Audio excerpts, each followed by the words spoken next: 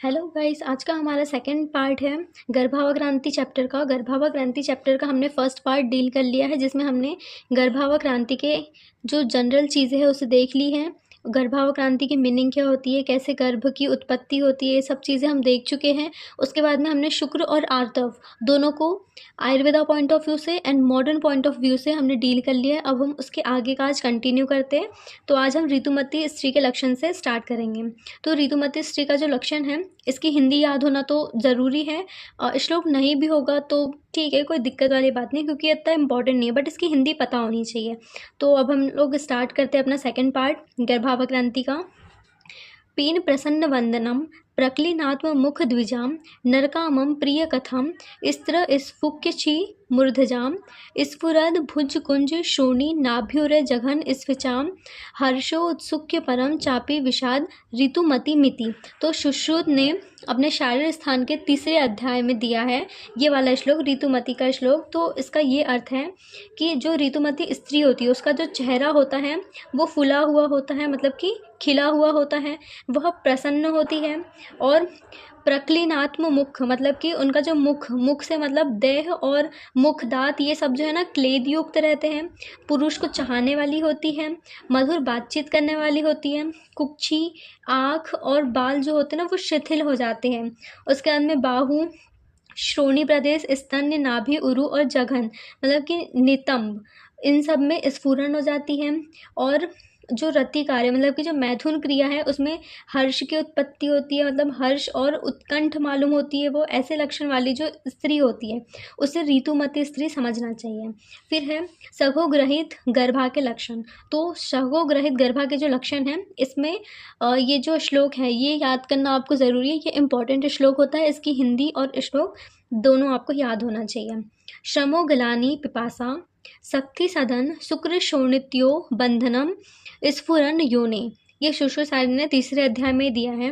इन्होंने बताया है कि जो स्त्री तुरंत से ही गर्भ को धारण कर लेती है तो उसमें श्रम मतलब थकावट, ग्लानि का मतलब होता है आलस्य, पिपासा मतलब प्यास लगना, तृष्णा, और शक्ति मतलब कि अधर शाखा में वेदना, सदन योनि में कंपन होना, शुक्र और शोणित में अप्रवृत्त होना। अगर ऐसे लक्षण किसी में दिखाई देते तो उसे समझना चाहिए कि वो गर्भिणी स्त्री जो है उसने अभी अभी गर्भ को धारण किया है। तो ये सहोग्रहित गर्भा के लक्षण हुए। अब हम करेंगे ग्रहित गर्भा के लक्षण, मतलब कि गर्भिणी के लक्षण। तो गर्भिणी के लक्षण में क्या होगा, हमें क्या क्या चीज़ें दिखाई देगी, जैसे कि उनके जो स्तन्य चुचुक है मतलब निप्पल्स, वो कृष्ण वर्ण के हो जाते हैं, क्योंकि जिस स्त्री ने गर्भ का धारण नहीं किया होता है वो गर्भिणी नहीं होती है। उसके जो स्तन्य चुचुक होते हैं वो रक्त वर्ण के होते हैं, और जिसने किया होता है धारण गर्भ को उसके चुचुक जो होते हैं निप्पल्स वो कृष्ण वर्ण के होते हैं, रोए खड़े होते हैं।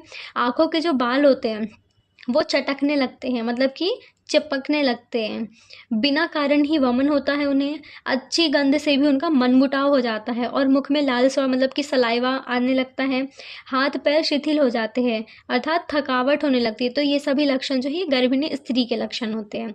ठीक है, तो ये हो गया। उसके बाद में अब हम पढ़ेंगे लिंग भेद मतलब सेक्स डिटर्मिनेशन। जब स्त्री और पुरुष का संयोग होता है, अगर उसमें शुक्र की अधिकता होती है तो पुत्र की प्राप्ति होती है, और यदि आर्तव की अधिकता होती है तो उसमें कन्या की प्राप्ति होती है। और अगर शुक्र और आर्तव दोनों की समानता होती है तो नपुंसक संतान की उत्पत्ति होती है। ये पहला पॉइंट हुआ। उसके बाद में दूसरा पॉइंट ये देखेंगे युग्म और अयुग्म दिनों के बेसिस पे। तो युग्म और अयुग्म दिन जो है, जो रजस वाला स्त्री होती है, हमने आर्तव इसके पहले वाले लेक्चर में डील किया है। तो उसमें जो रजस वाला स्त्री होती है, जो मतलब कि जिसको मेंस्ट्रुअल साइकिल आई हुई है, तो उसमें प्रथम 3 दिन जो होते हैं वो संभोग के लिए त्याज्य माने गए। मतलब कि जो जब मेंस्ट्रुअल पीरियड जो है वो स्टार्ट होता है तो first, second and third days जो होते हैं उसमें हम मैथुन क्रिया को अवॉइड करना चाहिए हमें, क्योंकि हमारे आचार्यों ने उन 3 दिनों को त्याज्य माना है। उन 3 दिनों को छोड़ के चौथे दिन से अगर गणना करें तो 4, 6, 8, 10, 12 ये जो दिन होते हैं इसको हम कहते हैं युग्म दिन, मतलब कि इवन डेज। तो इवन डेज में क्या होता है, युग्म दिनों में जो आर्तव होता है उसकी शक्ति जो होती है वो अल्प हो जाती है, और शुक्र की जो शक्ति होती है वो अधिक होती है। अब शुक्र की शक्ति अधिक होगी तो उसमें पुत्र का निर्माण होगा। और उस 3 दिन को छोड़ के चौथे दिन से गणना करें तो उसमें 5, 7, 9, 11, अगर ये वाले दिन है ऑड नंबर्स है तो ऑड नंबर में क्या होता है कि यहाँ पे आर्तव की शक्ति अधिक होती है और शुक्र की शक्ति जो है वो अल्प हो जाती है। तो आर्तव अधिक होगा तो उसमें कन्या की उत्पत्ति होगी। ठीक है, तो ये युग्म और अयुग्म, युग्म मतलब कि इवन नंबर्स, अयुग्म मीन्स ऑड नंबर्स। ठीक है, तो ये 2 पॉइंट हुए। उसके बाद में तीसरा डिफरेंस हम इससे कर सकते हैं, ओवरी से कर सकते हैं, क्योंकि सभी को पता है कि फीमेल रिप्रोडक्टिव पार्ट में 2 ओवरीज होती है, राइट साइड में एंड एक लेफ्ट साइड में। और ये जो राइट एंड लेफ्ट दोनों ओवरी होती है वो अल्टरनेट मंथ में ओवा को प्रोड्यूस करती है। अगर इस बार इस मंथ में राइट ओवरी ने ओवा प्रोड्यूस किया है तो next month right ovary produce नहीं करेगी, लेफ्ट ओवरी जो है वो ओवम को प्रोड्यूस करेगी। तो ऐसे अल्टरनेट मंथ में ये ओवरीज का ओवम प्रोडक्शन चलता रहता है। ठीक है, तो अगर लेफ्ट ओवरी से अगर ओवम निकला है तो उससे होगी पुत्री की प्राप्ति, मतलब कन्या की प्राप्ति होगी। और अगर राइट ओवरी से ओवम निकला है तो उसे पुत्र की प्राप्ति होगी। ठीक है, ये चीज़ें होती हैं। तो ये हमारा सेक्स डिटर्मिनेशन भी कंप्लीट हो गया। उसके बाद में अब हम आते हैं अपरा निर्माण में। अपरा निर्माण, अपरा मीन्स होता है प्लेसेंटा, निर्माण मतलब कि फॉर्मेशन, तो अपरा निर्माण होगा फॉर्मेशन ऑफ द प्लेसेंटा। तो फॉर्मेशन ऑफ प्लेसेंटा जब हम देखेंगे तो आयुर्वेद के अनुसार भी और मॉडर्न के अकॉर्डिंग भी। ठीक है, तो आयुर्वेदा पॉइंट ऑफ व्यू से जो अपरा निर्माण होता है वो तीसरे महीने में संपूर्ण हो जाता है, और जो मॉडर्न के अकॉर्डिंग देखें तो 4th मंथ में होता है। अब ये तो ठीक है, अब अपरा बनता कैसे है? तो जब फर्टिलाइजेशन होता है तो आपको पता है कि जो मेंस्ट्रुअल साइकिल है वो हर मंथ कंटिन्यू होती है, लेकिन जब प्रेगनेंसी कंसीव करती है, जब फर्टिलाइजेशन होता है फीमेल के अंदर में, तो जो मेंस्ट्रुअल साइकिल होती है वो स्टॉप हो जाती है। तो जो मेंस्ट्रुअल ब्लड होता है जब फर्टिलाइजेशन नहीं होता है तो वो बाहर निकल जाता है बॉडी से, एक्सक्रेट आउट होता है। लेकिन जब प्रेगनेंसी होती है, जब कोई फीमेल प्रेगनेंसी को कंसीव करती है तो जो मेंस्ट्रुअल ब्लड है वो बॉडी से बाहर नहीं निकलता है। तो उसके 2 काम होते हैं। पहला काम तो ये होता है कि वो 3 महीने तक के प्लेसेंटा को बनाएगा, और फिर प्लेसेंटा बनाने के बाद में वो और जो ब्लड बनता है वो और ऊपर जा कर के जो स्तन्य होते हैं, स्तन्य में दुग्ध का निर्माण करता है। तो ये जो है मेंस्ट्रुअल ब्लड ही करता है। ठीक है, तो ये अपरा निर्माण हो गया आयुर्वेदा पॉइंट ऑफ व्यू से। ठीक है, तो आयुर्वेदा में तीसरे महीने में अपरा निर्माण हो जाता है, मतलब कि प्लेसेंटा का फॉर्मेशन 3rd मंथ में हो जाता है, और मॉडर्न के अकॉर्डिंग 4th मंथ में होता है। और मॉडर्न में अपरा मतलब कि प्लेसेंटा को फ्लैट केक भी बोलते हैं। ठीक है, अब इसकी प्रोसेस हम देखते हैं। जो प्लेसेंटा होता है उसकी स्टेजेस देखेंगे तो पहला तो है डेवलपमेंट की स्टेज। अगर हम देखते हैं तो प्लेसेंटा है उसमें बहुत सारे फिंगर लाइक प्रोजेक्शंस हमें दिखते हैं जिसे हम कहते हैं विलाई। और विलाई कहाँ से बनती है? सबसे पहले विलाई अगर लिखें, अगर विलाई है, विलाई जो है ये एक फिंगर लाइक प्रोजेक्शन है जो कि प्लेसेंटा में फंक्शनल एलिमेंट के थ्रू करती है। और जो विलाई है ये अराइज होती है एक्स्ट्रा एम्ब्रॉयनिक मीजोडर्म से, जो कि कंस्टिट्यूट होती है किससे? क्रोनिक से। तो क्रोनिक को ही हम कहते हैं क्रोनिक विलाई। ठीक है, तो ये क्रोनिक विलाई बनी, विलाई से क्रोनिक विलाई बनी। क्रोनिक विलाई जो है ये डिस्क शेप मास्क होती है, इसी को हम कहते हैं प्लेसेंटा। ठीक है, अब ये तो हुआ। अब आप बोलोगे कि विलाई कहाँ से? अब ये विलाई का हम स्टेज देखते हैं कि विलाई कैसे फॉर्म होती है। Stage of villi formation. तो विलाई का फॉर्मेशन कैसे होगा? तो विलाई का फॉर्मेशन अभी हमें देखना है, विलाई कैसे बनती है। तो जो ट्रोपोप्लास्ट सेल होती है वो सिंगल लेयर की होती है, एंड ये 2 लेयर से डिस्टिंग्यूट होती है। ठीक है, ट्रोपोप्लास्ट सेल है, ट्रोपोप्लास्ट सेल ये बनती है सिंगल सेल से, सिंगल लेयर से बनती है और मल्टीप्लाई हो जाती है किसमें? 2 लेयर्स में, 2 डिस्टिंक्ट लेयर्स में। ठीक है, उसके बाद में अब ये 2 लेयर कौन सी होती है? पहली होती है यहाँ पे साइनेक्टियम, साइनेक्टियम को हम कहते हैं साइनेक्टियोट्रोपोब्लास्ट, और सेकंड होती है हमारे पास में साइटोट्रोपोप्लास्ट। ठीक है, साइनेक्टियम एंड साइटोट्रोपोब्लास्ट ये 2 सेल्स हो गई। ये 2 सेल्स के बाद में जो साइनेक्टियम है, तो साइनेक्टियम जो है ये ग्रो करती है रैपिडली। ठीक है, इट्स ग्रो रैपिडली।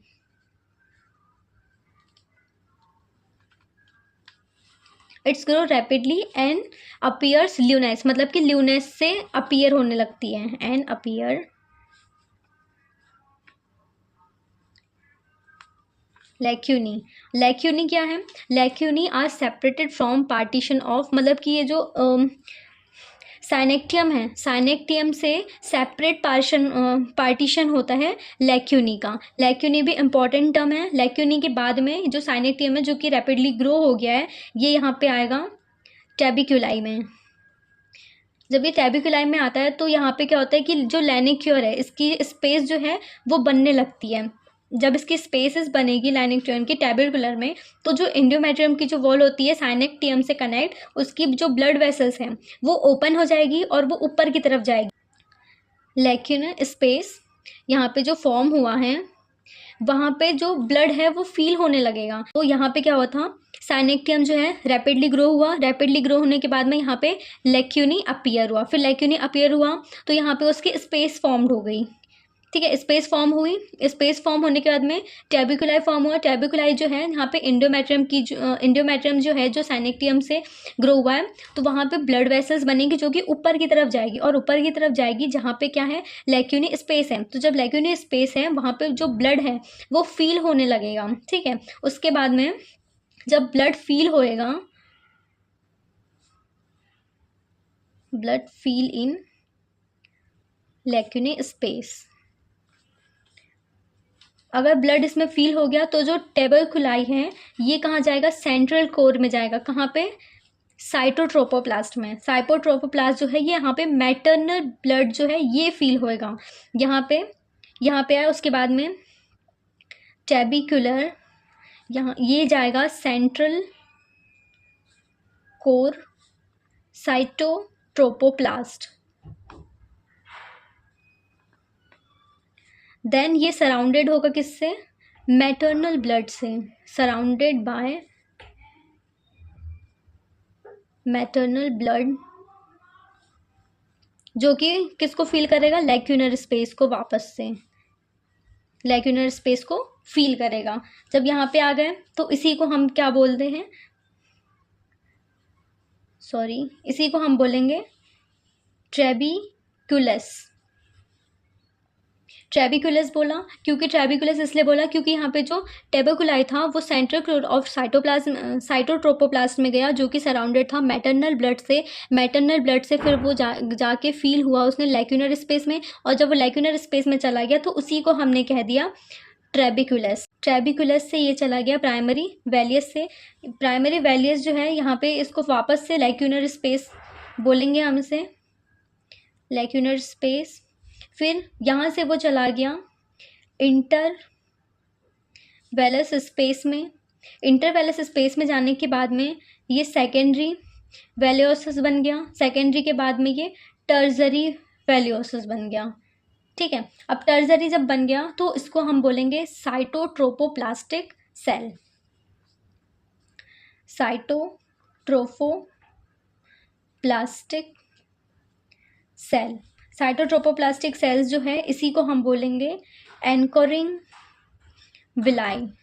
अब एंकरिंग विलाई जो है, ये एंकरिंग विलाई जो है यहाँ पे ये कंसिस्ट करती है स्टेम को। स्टेम जो है वो टर्निकुलस कोराई, ब्रांचेस ऑफ रैनिकोराई, टर्न फिंगर ब्रांचेस एंड फिर रेमिकुलर कोलाई। तो रेमिकुलर कोलाई से जाएगा तो फिर ये जो एंकरिंग विलाई है ये डिस्क शेप की हो जाएगी, डिस्क शेप की हो जाएगी। अब ये डिस्क शेप की हो गई तो इसी को हम बोलेंगे प्लेसेंटा।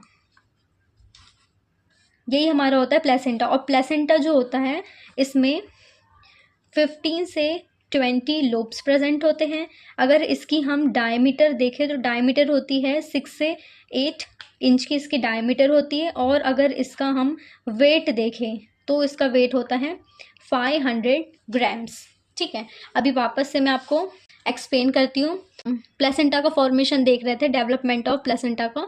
विलाई से क्रॉनिक विलाई में, क्रॉनिक विलाई से प्लेसेंटा बना। अब हमें फॉर्मेशन देखना है इस विलाई का कि यहाँ पे ये विलाई कैसे है, विलाई से प्लेसेंटा कैसे बना। तो अब हम विलाई के फॉर्मेशन के स्टेजेस देखेंगे। तो सबसे पहली होती है ट्रोपोप्लास्ट सेल। तो ट्रोपोप्लास्ट सेल जो होती है ये मेडअप होती है कहाँ से, सिंगल लेयर से, एंड मल्टीप्लाई होती है 2 डिस्टिंक्ट लेयर में। ठीक है, एक होती है साइनेक्टियम, साइनेक्टियम को हम कहते हैं साइनेक्टोट्रोपोप्लास्ट भी कहते हैं, और दूसरी होती है साइटोट्रोपोप्लास्ट, ठीक है। फिर साइनेक्टियम जो है ये रैपिडली ग्रो करेगी, और रैपिडली ग्रो करने के बाद में ये लैक्यूनी को मतलब दिखने लगेगी, लैक्यूनी टाइप्स। जो लैक्यूनी होती है ये साइनेक्टियम से पार्टीशन में सेपरेट हो जाती है, और सेपरेट होने के बाद में बनती है ट्रेबिक्यूलाई। ट्रेबिक्यूलाई जो है फिर ये ल्यूनार स्पेस को फॉर्म करता है। ल्यूनार स्पेस जब फॉर्म होती है तो एंडोमेट्रियम की जो वॉल्स होती है साइनेक्टियम से इसकी जो ब्लड वेसल्स है वो ओपन होती है ऊपर की तरफ जा कर के, जो ल्यूनार स्पेस होती है उसमें ब्लड को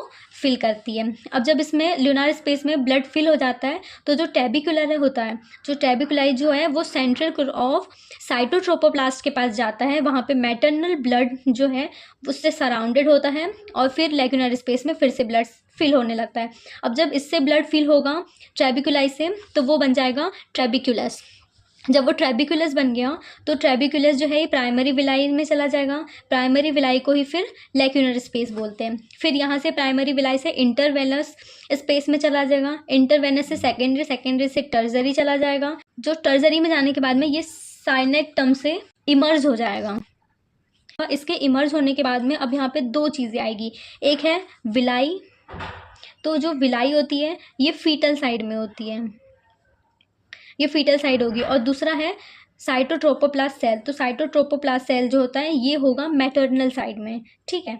उसके बाद में ये एंटर करेगा एंकोरिंग विलाई में। एंकोरिंग विलाई जो है ये कंसिस्ट करती है स्टेम जो है टेरस कोराई, ब्रांच ऑफ रेनिकोराई, फिंगर लाइक ब्रांचेस एंड रेमिकुलाई कोराई, ठीक है। उसके बाद में ये एंकोरस विलाई जो है ये डिस्क शेप का स्ट्रक्चर ले लेती है, और इस डिस्क शेप के स्ट्रक्चर को ही हम प्लेसेंटा कहते हैं, ठीक है। तो ये हो गया पूरा प्लेसेंटा। अब कुछ 3 पॉइंट्स है इसमें और, कि प्लेसेंटा में 15 से 20 लोब्यूल्स होते हैं। इसकी डायमीटर अगर देखें तो 6 से 8 इंच तक की होती है, और वेट जो होता है इसका 500 ग्राम्स का होता है, ठीक है। तो ये प्लेसेंटा हो गया मॉडर्न पॉइंट ऑफ व्यू से, और आयुर्वेदा के पॉइंट ऑफ व्यू से मैंने आपको बता दिया था, ठीक है। तो ये प्लेसेंटा का हो गया। प्लेसेंटा के बाद में अब हम देखेंगे गर्भनाभि नाड़ी। गर्भनाभि नाड़ी होती है अम्लाइकल कॉर्ड, ठीक है। अम्लाइकल कॉर्ड जो होती है उसकी उत्पत्ति भी तीसरे मांस में पूर्ण हो जाती है, ठीक है।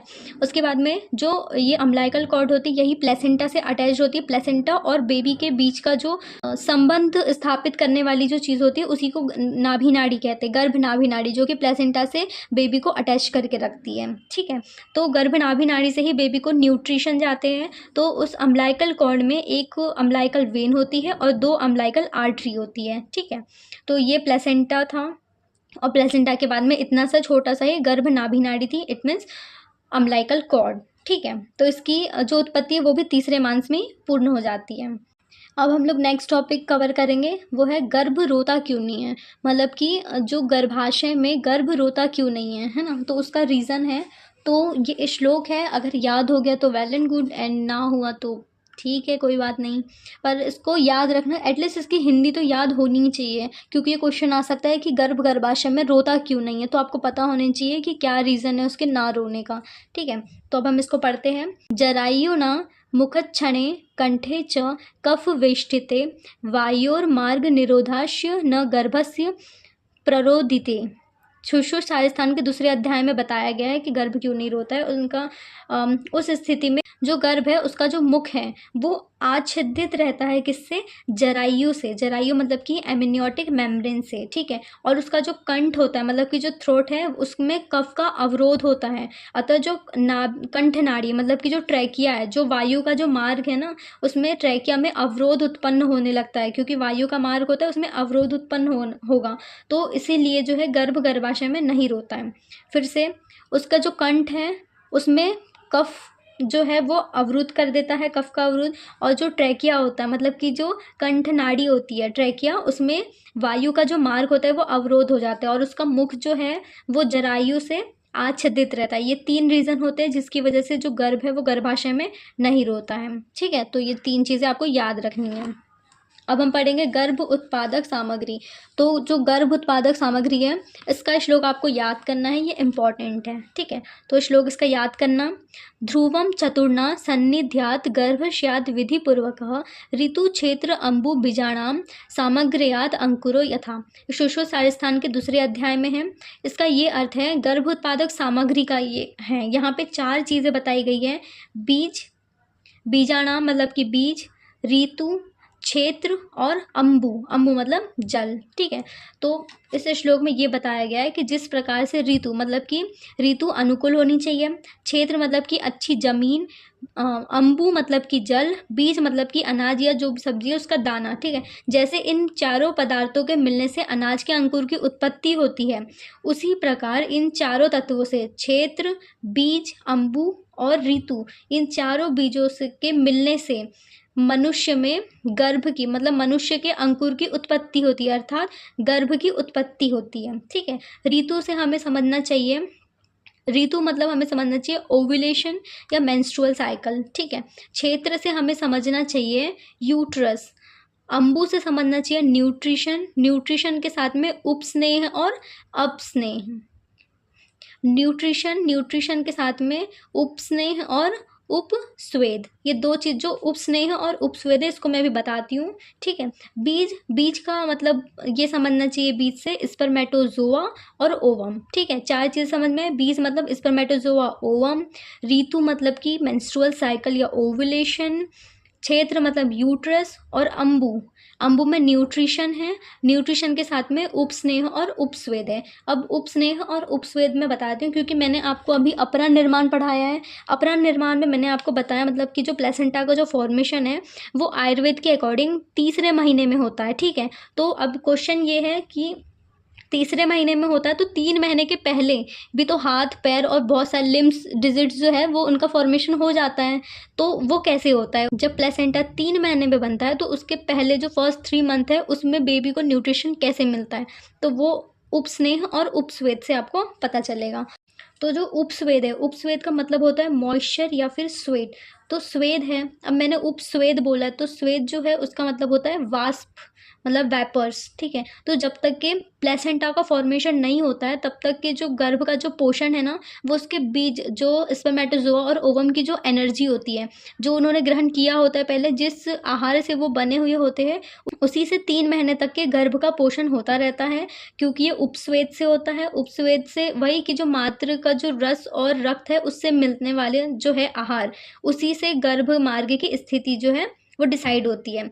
और या फिर जो गर्भाधान है उसका बीज जो है वो प्रत्यंग अव्यक्त रहते हैं, वहाँ पे जो प्लेसेंटा और अम्बिलिकल कॉर्ड है वो नहीं बनी होती है, इसलिए गर्भ का जो पोषण है वो गर्भस्थ की ही जो रस वाहिनी धमनियाँ होती है उसी से होता है, उसी वाष्प से होता है, इसलिए इसे उपस्वेद बोलते हैं। और उपस्नेह जो है यहाँ पे प्लेसेंटा और अम्बिलिकल कॉर्ड जो है इसका फॉर्मेशन हो जाता है, ठीक है। इसको कहते हैं टू बिकम वेट, मतलब कि यहाँ पे जो पोषण है गर्भ का वो प्लेसेंटा से होता है, उसके जो यूट्राइन वेसल्स होती है आर्टरी और वेन से, वहाँ से, और क्रोनिक विलाई के साथ में उसका पोषण होता है गर्भ का, ठीक है। तो ये चीज़ होती है दो, उपस्वेद और उपस्नेह। जो उपस्वेद है वो स्टार्टिंग के 3 मंथ में होता है, फिर वो वाष्प मॉइस्चर है तो ऑब्वियसली वो उड़ जाएगा। उसके बाद में जो प्लेसेंटा और अम्बिलिकल कॉर्ड का फॉर्मेशन हो जाता है तो 3 महीने के बाद में फिर उपस्नेह जो है उससे पोषण होता है, ठीक है। तो ये हो गई गर्भ उत्पादक सामग्री। अब हम पढ़ेंगे गर्भ वृद्धिकर भाव।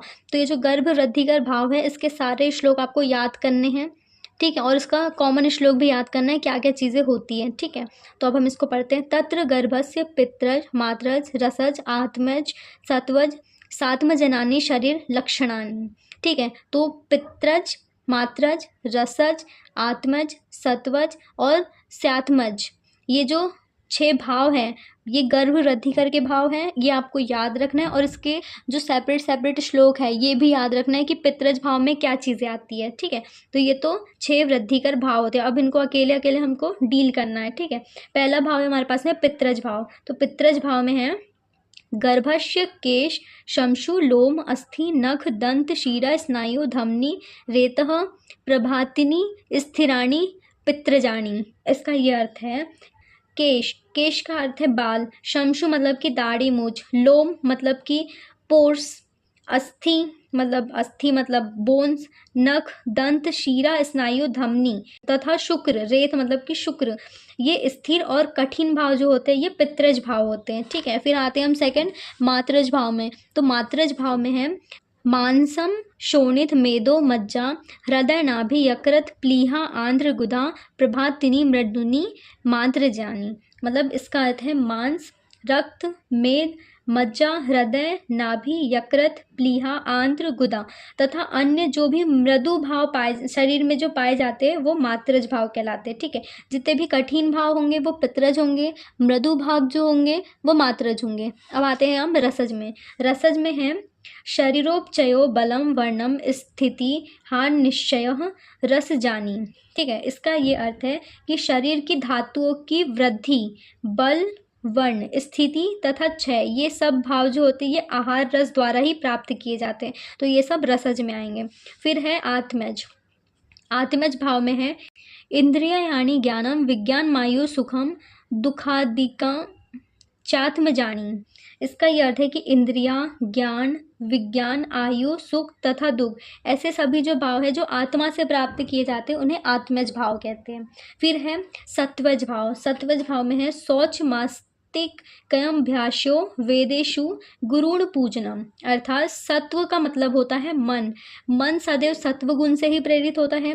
मन में सत्व और रजोगुण की अधिकता होने से उसे सात्विक में विकृतियाँ आ जाती, मतलब कि मन में विकृतियाँ उत्पन्न होने लगती है। इसलिए जितने भी सात्विक मन हैं उसमें सत्व गुण वाले ही लक्षण मिलते हैं, जैसे कि पवित्रता, ईश्वर में आस्तिकता, वेदों में रुचि तथा इनका अध्ययन करने में प्रवृत्ति होना, गुरु, आचार्य, वृद्ध, विद्वानों के प्रति आदर, मतलब कि इनका आदर करना, ये सभी भाव जो होते हैं ये सत्वज भाव में आते हैं। ठीक है, फिर है स्यात्मज। स्यात्मज में है वीर्य मारोग्यम बल वर्णे मेधा च सात्मज्ञानी, मतलब कि वीर्य, वीर्य मतलब कि तेज शक्ति या ओज, वीर्य से ओज को भी ले सकते हैं। आरोग्य, बल, वर्ण तथा मेधा, ये जो भाव होते हैं ये प्रतिदिन ग्रहण किए जाने वाले होते हैं, अर्थात अगर हमने सही आहार विहार का सतत अभ्यास किया है तो ये सारे जो भाव है ये हमें प्राप्त होंगे। ठीक है, अच्छे आहार विहार के अभ्यास से हमें सारे ये जो भाव है ओज, आरोग्य, बल, वर्ण और मेधा,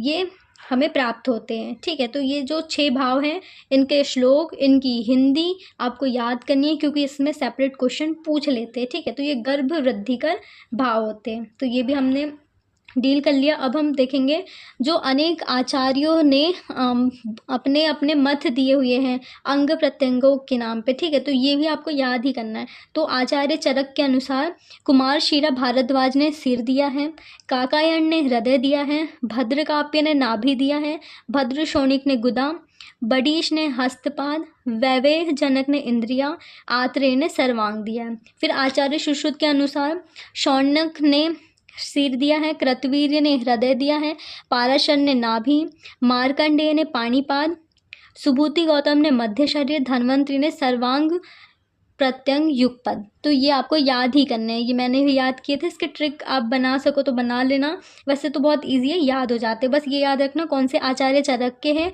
और कौन से आचार्य सुश्रुत के हैं। ठीक है, तो आज के लिए इतना ही। सो आज हमने पढ़ा है ऋतुमती स्त्री के लक्षण। ऋतुमती स्त्री के लक्षण के बाद में सदोग्रहिता गर्भिणी के लक्षण पढ़ा, फिर सेक्स डिटर्मिनेशन पढ़ा, फिर अपरा निर्माण, अम्लाइकल कॉर्ड और गर्भ रोता क्यों नहीं है ये पढ़ा। उसके बाद में गर्भ उत्पत्ति कर सामग्री पढ़ी, गर्भ वृद्धि कर भाव पढ़ा, ये तो बहुत इंपॉर्टेंट है, इससे ऑलमोस्ट क्वेश्चन आते हैं। एंड लास्ट में अंग प्रत्यंग निर्माण, जो 24 में एग्जाम हुई है उसमें ये क्वेश्चन आया था। ठीक है, तो आपको याद रखना है आचार्य के अनुसार किसने सबसे पहले किसकी उत्पत्ति मानी है। आचार्य चरक के अनुसार ये 7 है और सुश्रुत के अनुसार 6 आचार्य है। ठीक है, इनने क्या क्या की उत्पत्ति मानी है ये आपको पता होना चाहिए। सो ये हमारा आज हम यहीं पे कंप्लीट करते हैं। इसके बाद वाला जो और भी टॉपिक्स बचे उसको हम 3rd पार्ट में कंप्लीट कर लेंगे। So thank you for watching.